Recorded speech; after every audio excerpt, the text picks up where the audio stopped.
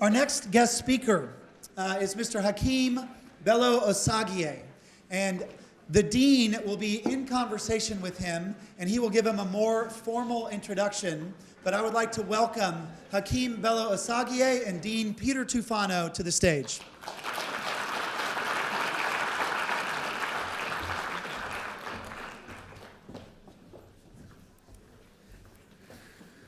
Okay. Oh, they switched our glasses out. Okay. Oh, long way down. Good afternoon. Do you think that's lackluster? No, I don't. I just think that at that time in the morning at which we've got to pep them up a bit. Okay. Good morning. Much better. Okay. So we're thrilled here to have Hakeem Belo-Osagie back in Oxford. What's the back about? So he graduated studying PPE from Balliol College, my college, which is great. And some of you enjoyed that last night. He also decided that he had to supplement his education with a couple of inferior organizations. So he also got a law degree from Cambridge and an MBA from Harvard. We all have to do what we have to do. In any event, Hakeem is the chairman of Metis Capital Partners. He was the chairman of the board of Emerging Markets Telecommunications. He chairs the board of Vitol Nigeria, the Nigerian subsidiary of the Vitol Group and Chocolate City Group. He's the main stakeholder in and chair of the board of Duval Properties. He's a member of the Global Board of Advisors for the Council on Foreign Relations, the International Advisory Council, the Brookings Institute, and much, much more. Hakeem is extraordinarily well-respected business person, entrepreneur, and thinker for Africa. But I want to start a long time ago, if we can. We can start now, all the things you're thinking about, and for sure we have to talk about the free trade agreement. But I want to take the clock back to when you were in their seats, when you were an MBA or a law student, and what you thought the future held for you and how it has played out relative to that 20-something vision of what you thought the future held. I'll answer that question in two parts. 1973, Balliol College, we had just had the major increase in oil prices. There was this organization called OPEC, which had in many ways transformed the terms of trade. And for the first time, we used to call them third world countries, appeared to be in the driver's seat. So for all of us Africans, and we had a very thriving African society, we felt that we were at the cusp of a major revolution in our country's fortunes. And the way we saw it, we somewhat modestly regarded ourselves as among the best and the brightest who were going to go back to our countries and were to make our countries great countries. So I would say that back in '76, meeting the Ugandans, the Kenyans, the Ghanaians, we had a great sense of all of us going back to our countries, having learned lessons from each other's. And we saw, in many senses, the government as the vehicle for development. So that was how I felt 73 to 76. Then I went to business school. In between the time I had left Balliol and gone to business school, there was a wave of instability in a lot of African countries. There was the Ethiopian Revolution. There was Amin in Uganda. There were coups d'etats in Nigeria. There were coups d'etats in Ghana. And so by 1980, when I was leaving business school, my thinking had very much changed. And it was, yes, the government is very important, but that the remaking of the African continent is going to be led by business groups.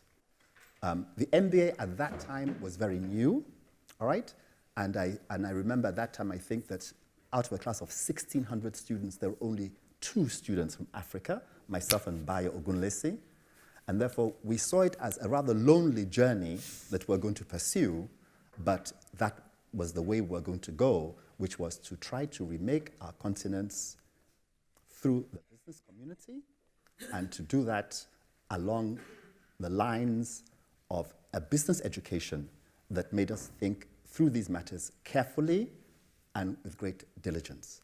So in that regard, I do want all of you to know that it is a great privilege and honor for me to be in a place at which interest in Africa can fill not just a room in a college, but can actually fill an auditorium.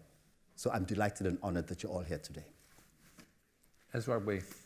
So you have this, not revelation, but notion that business is going to be the force for changing Africa. How does that play out in your career? I think, if anything, I'm even more convinced about it now than I was in 1980. I think, going back to 1980, the state corporation was the vehicle for a lot of development in a lot of African countries. So if you look at banking, for example, in Nigeria, it was the state in joint venture with international banks. If you look at the copper industry, look at the oil industry, there were state corporations that were the vehicle. But I think it soon became very, very clear that a lot of those state industries were not well run. They became loss-making. Key appointments in those industries were made by politicians. They became a source of patronage. And the thrust for privatization, in my view, was done less for ideological reasons, but simply because the state enterprises were losing so much money that the state could no longer do it. Today, we see the same thing playing out with South African Airways. So I think that one of the high points for me in my own life was my participation in the privatization of the United Bank of Africa. Because that was a case in which a group of us were buying a bank that had been run by the state, that was bankrupt. In fact, everything in it was wrong, all right? And the work that we did in turning around that bank against tremendous opposition from the government, tremendous investigation by the security agencies, opposition from the trade unions, opposition from those people who had been there for so many years and had so much vested interests. And it was turning that around that for me is one of the high points of my life. One of the most difficult high points, and along that way, we had many setbacks and many failures. And so one of the reasons why I always tell students that I meet is that failure is good for you, not too much, but you can't have too little. You'll encounter those things in your careers, and there are some lessons that you can only learn through harsh failures, because harsh failures have a way of cementing a lesson in your mind and in your heart that just having Dean Tufano tell you not to do it won't do. But dealing with failure is difficult. So people find different sources of resilience. What's your source of resilience when you're facing, the troubles that you faced? Because the UBA kind of privatization was not a simple one. So where do you find that inspiration or resilience to come back and deal with things? I think that different people look for their inspiration from different sources. In my particular case, I'm a person who enjoys reading biographies and autobiographies. And I find that reading what other people have gone through, it has a way of sort of telling you that, my God, I think I have problems. And in fact, one of the stories I like to tell is that I was here at Balliol, very first week that I was here. A professor is telling all of us that there are very few certainties in life. And then he says to us that, let us imagine what are the 5 certainties of life. And he listed the 5 certainties, and all of us agreed about them. So I'll just tell you 2 or 3 of the certainties that he said that we agreed with. One certainty was that, Kim, while you're very involved in the protests at the university for sanctions against South Africa, in your lifetime, you're not going to be able to walk the streets of Cape Town because the apartheid regime cannot be overthrown. Now, we all agreed But on my wife's 40th birthday, we won the streets of Cape Town. Which was just a few years ago, by the way.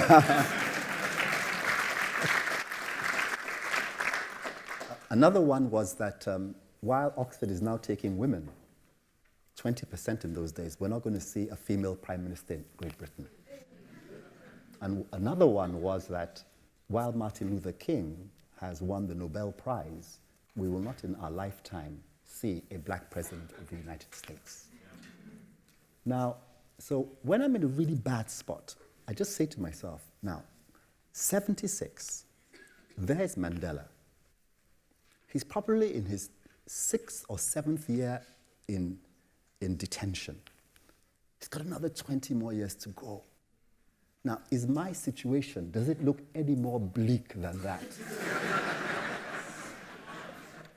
Now, of course, on such occasions, my wife, in that tone of undeceived respect that is a characteristic of wives, she may look at me and say, but you're not Nelson Mandela. Nonetheless, the point to be made for me is that that's my source. For some people, it's religion. For some people, it's their parents or it's their friends who cheer them up. For some, it's a spouse. For me, it's a combination of those, but reading what other people have been through is my strongest inspiration. I think yesterday, in addition to being International Women's Day, was actually also World Book Day. So thanks for putting those together. By the way, just to put this historically in context, when you arrived in Balliol in 73, it would be another 7 years before the first woman would be admitted. Yeah. So it's in our lifetimes that this has happened. Maybe we should talk a little bit about the free trade agreement and the kind of our work at hand. Yes. So we've had some discussion earlier about the potential of this, the African Continental Free Trade Agreement, bringing the countries together. So what will it take for this agreement to succeed? Without doubt, this agreement opens the continent to tremendous possibilities. That size of a market, the ability for organizations to see that they can supply a market of that size can only be beneficial. No doubt about that. But when you look again, and this time not so much biography, maybe history, at what made a success of the European market, what made a success of the Latin American market, what made a success of the ASEAN zone in Southeast Asia, you will find that there was a strong political will in which political leaders defined that creation as something for which there was an existential need. In short, we have to do this. And they had to form within the area and the community a very powerful and strong feeling that it was necessary for them, for political reasons, to do it. Now, in the case of Europe, it's 15, 20, 30 million people dead in the Second World War, and France and Germany, who had been historic enemies, coming together and saying, let us create a unity in our economies and spread that around Europe, and that very much formed the basis for that. In the United States and Latin America, you had the United States trying to organize Latin America together, and in ASEAN, it was a response to what was perceived as a communist threat, and how do we have our economies successful in the face of a China or an India.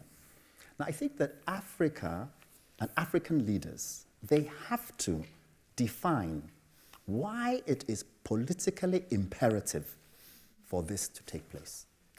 I think the problem that you see in Nigeria is not so much that Nigerians are, or the Nigerian community is opposed to it, but because if you read the Nigerian newspapers for 30 successive days, you will hardly see a front page story that says, onwards and upwards into the African community. You'll read about all sorts of things, but it's not something that is engaging the minds of the leadership in Nigeria. And I think that creating that political imperative is important. Otherwise, the obstacles for unity will not be overcome. So that is number one. Then the second thing that I think is very important is creating a community of younger people who are going into business or are in the middle of business corporations who have an African mindset. All right, who can think beyond their regions. Because let's not forget, for most of us Africans here, we are still struggling with Yoruba versus Hausa Fulani, Kikuyu versus Luo. We're still struggling with Xhosa versus Zulu. So we're barely overcoming that. So I'm just imagining that, you know, for the Tanzanian or the Malawian or the guy from Upper Volta, the Nigerians. You know? It must be a bit of a stretch. So for me, I would say I became an African, funnily enough, when I got to Oxford. Because that was the first time I met other African students. And I found so much that we had in common, we had differences, but my Africanness derived from my time here. And therefore, I think that the function of places like Saïd, and it's something that I want all of you to leave with, is for you to become Africans. And you become Africans because simply by living together, studying together, arguing together, some of you dating together, you begin in a very real way to have a very different perspective. And having perspectives like this is what creates the groundwork, the attitude towards thinking, let me see Africa as my vista, and let me trade within Africa. So I think those are the 2 points for me that I often see missing in discussions that I think are essential for success in the African Common Trade Zone. Great. Hence, by the way, the connection with the after party this evening. Let's talk about trying to make the investment landscape more effective in Africa. You and I were talking before, and we were talking about the importance of various elements to make that work better, even with the free trade agreement. One of them was transparency. What do you see are the impediments to making investments move more fluidly in the continent and making so that capital's going to the right places? That capital's going to the right places. Well, there are several, but 2 come to mind for me. The first is just this issue of transparency and regulation. And whenever you acquire a company, or whenever you go into a joint venture with a company, and a lot of times the process of moving to another country is going to be via a joint venture. It's going to be via an acquisition. There's always the issue of the dreaded due diligence. Am I buying what I think I'm buying? All right? You know, how can I trust? I don't even trust the regulator in my own country all the time. I'm remembering that this is going through live feed. Can I trust that the regulatory framework, the accounting framework, can ensure that these are accounts that I can believe in?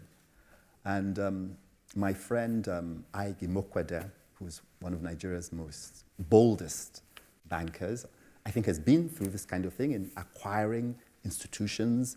You find that they're not what you thought they were, and you have to keep your mouth shut, look happy, while you're pedaling furiously to solve the problem of this whole, and while people are getting very upset with you because they feel you have gigantic visions. Okay? So that is a central impediment. Then the second impediment that I see, which links to what I said earlier on, is that it also involves, again, partnering with people and your ability to think beyond yourself and beyond your own culture. And how does a Nigerian go to Tanzania okay, and work with individuals within Tanzania, learn how the society is. Yes, it's another African country, but African countries are still very different in many respects. And therefore, just as we often say that American companies and European companies who come to Africa need to learn to Africans, the fact of the matter is that Nigerians, Ghanaians, Tanzanians moving to other African countries need the same mindset to do so as well. I have about an hour more questions. But what we agreed was that I would turn it over at this point to you because you're the brilliant minds of the day, and I want you to have a chance to ask Hakeem some great questions. So if I'd ask for 3 quick rules: 1, give your name; 2, make it a question; and 3, make it short. And I'll just kind of elaborate on this catch box thing. You're not going to hurt the catch box, but you will hurt one another if you throw it at somebody who's not looking. So just be careful. Who'd like to start? Yes, the woman over there in the gray. Hold on. Okay. Okay. Hello, my name is Manuela. I am Eritrean, even if I was born in Italy, so I am also Italian. Thanks for this opportunity because it's, I believe, really useful for everyone. I love the concept that you expressed at the beginning when you say that, we can develop Africa using, business people, this is quite right. But still, I believe that, this continent has a big issue. That is, the political system that we have across this continent, excluding few exceptions. In reality, what I believe is that one of the biggest limits for this single market is the current political situation in the African continent. We are seeing a lot of people in diaspora that, they want to bring the big change, probably even people in the continent, but still we have a big issue that is the political system. How do you think the African politicians, leaders, will, work in this single market? Because in my opinion, they are the biggest challenge and risk of this, big project. All right then. I said earlier on that 73, I thought and I saw the government as the root. And I changed at a later stage in which I saw business at the root. Now, I would say to you, I've probably changed again. And right now, my thinking is that change has to take place at 2 levels, at the level of government and the level of business. And they have to go simultaneously. And that however successful businessmen can be, if you do not have a government that takes care of security, takes care of infrastructure, takes care of education, then business will not be able to flourish, and you have the danger that you have a country of oligarchs, and that the working classes, peasant classes, are left out of that development. Okay? And ultimately, a country, in my view, is judged, its success is judged by how well the bottom 40% of the community fares, not by how many successful businessmen there are. That can actually be a sign of dysfunction. Okay? So, to the specific question you have asked, I've said my sense about it is that more people who are able, who are committed, who are educated, and who are intelligent need to go into politics and government. I don't think that those areas can be changed from outside. Now, of course, my sternest critic, which is my wife, who's sitting here, will say, and you're saying this? Now, not everybody is suited to going to politics, just as not everybody is suited to going to education. But I would say that if there are people in this room who, with their education about business, with their knowledge of international affairs, that it's important that some of you go into the bureaucracy. Some of you go into elective politics, because we must have the kind of political leaders who appreciate the kinds of things that we're talking about. Great, thank you. Okay, second question. How about the gentleman over here on the aisle? So if I you am could- dangerous, huh? Whoa! Yes, you are. So, back over there. So it's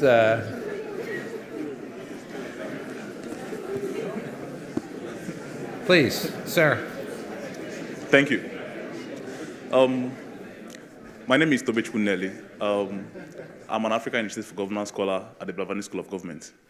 My scholarship is funded by a couple of private sector players, led by Mr. Agi Mokode.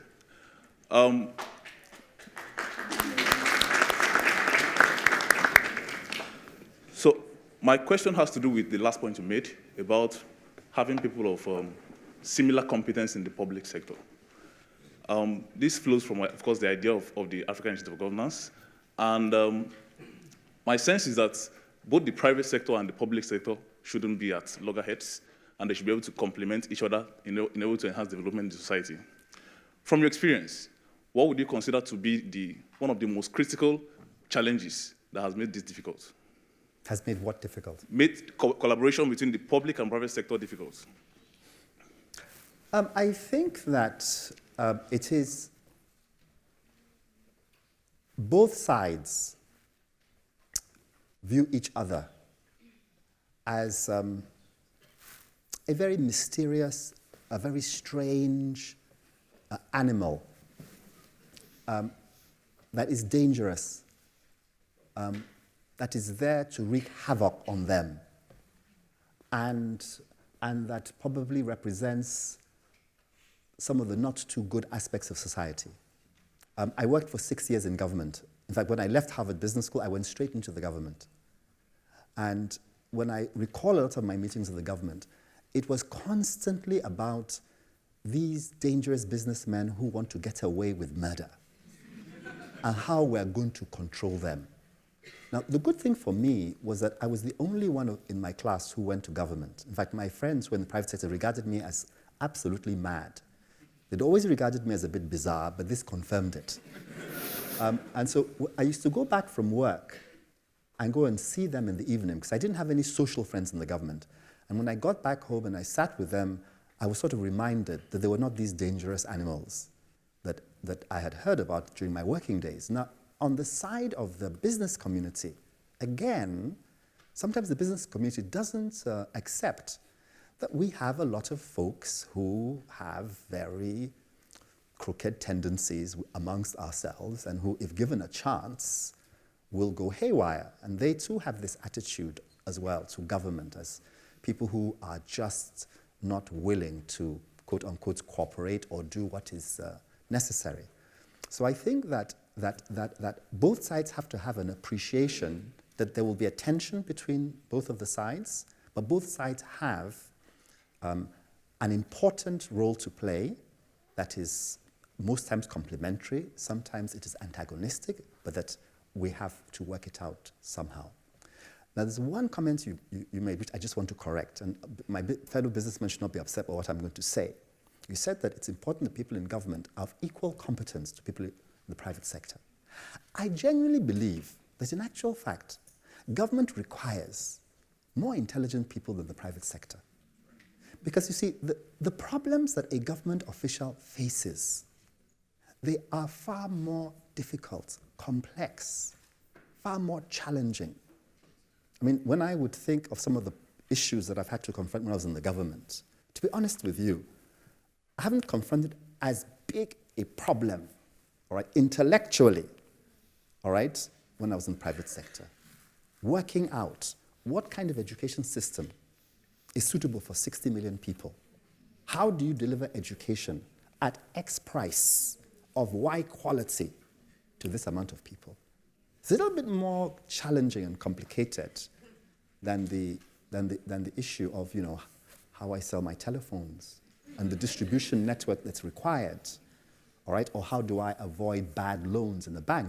Those are difficult problems to face, and they have to be faced, but paradoxically, government does require first-rate minds. And if you look at countries like Japan, okay, the civil servants from the University of Tokyo, you look at France, those from the Grande École, you look at Great Britain, some would argue that something has gone wrong in Brexit and all.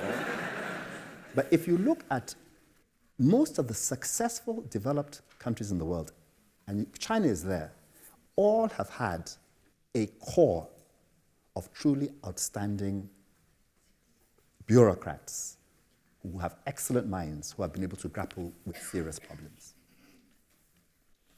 Which is why we're thrilled that, how many of you are from the Blazotnik School, by the way?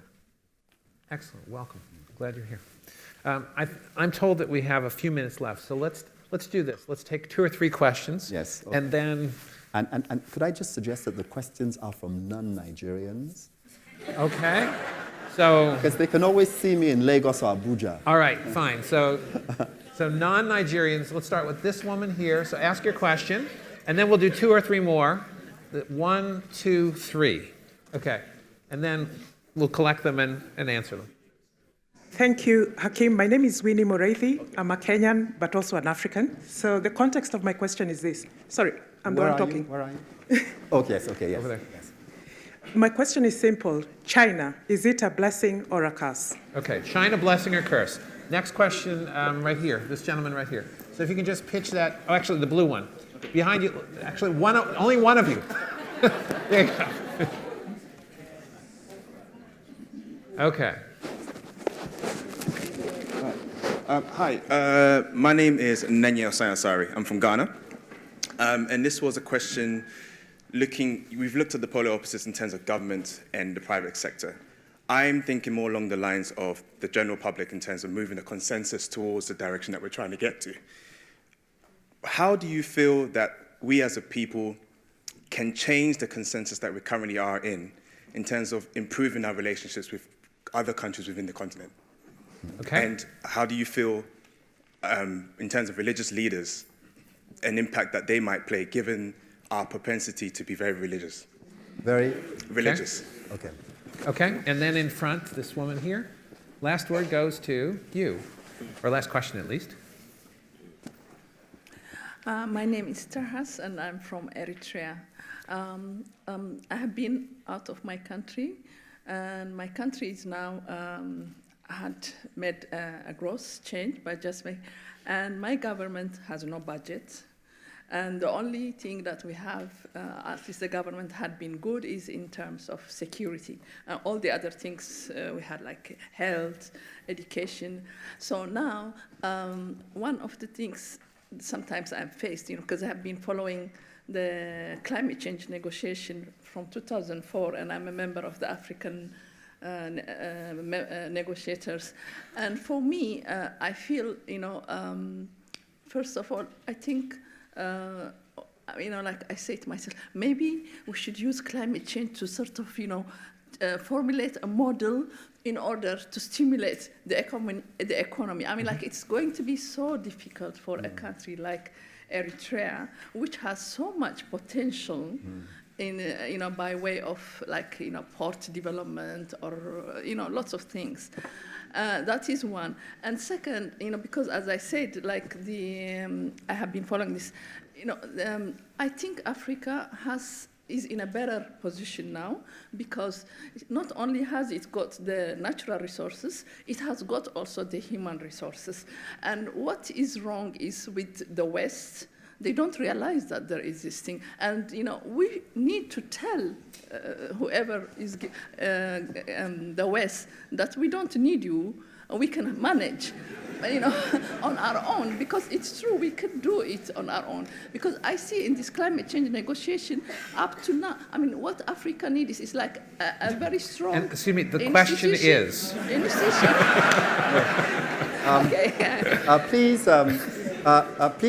Please forgive Tahas for speaking to us in this way.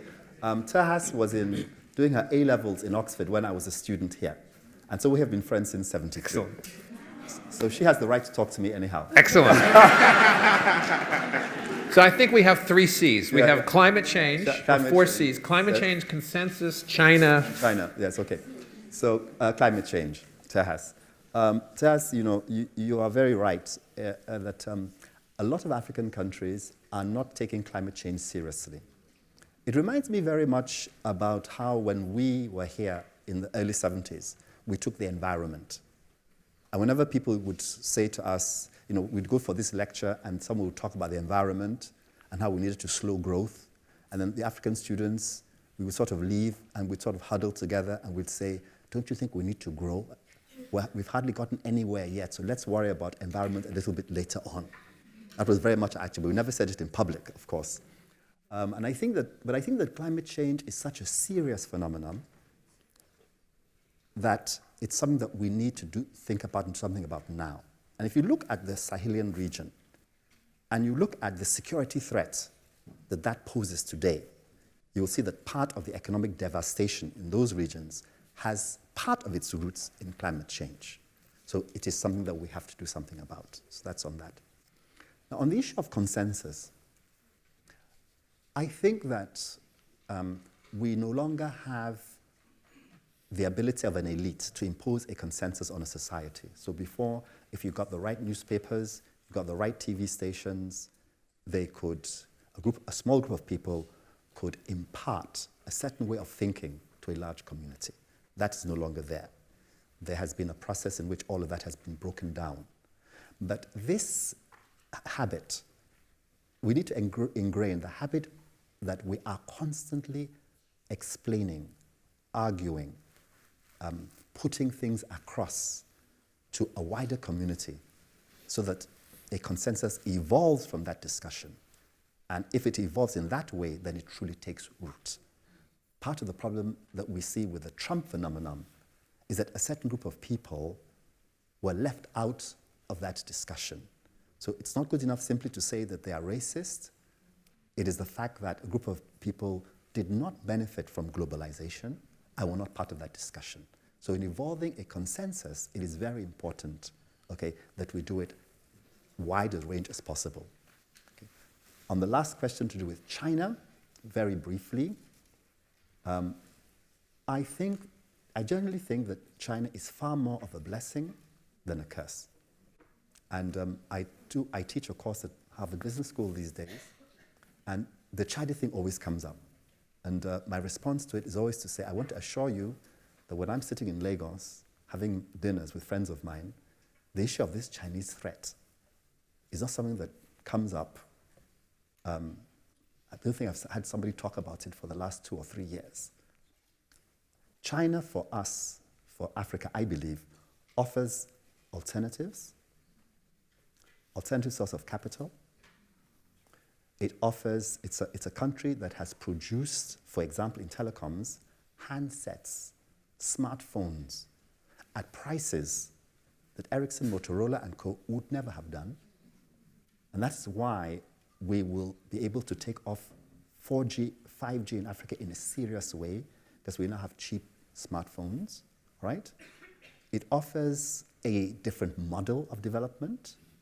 And so from my perspective, if Western countries, didn't see their participation in areas like infrastructure funding, for example, why are you going on and on about this guy who's willing to do it? Now, when I'm in a very mischievous mood, which I often am, and there are a large number of English friends of mine in the room, I end by saying that from the English, it's a little bit like having taken over somebody's house. And then you leave at independence. And then you come back and warn the guy to say, be careful, there's this Chinese guy who wants to take over your house. Now, I don't want to leave with that being my final say on the English. I think that in their contribution to education, in their contribution to economic development, and in their continuing interest in emerging markets, there are many fine English folks who have done an outstanding job.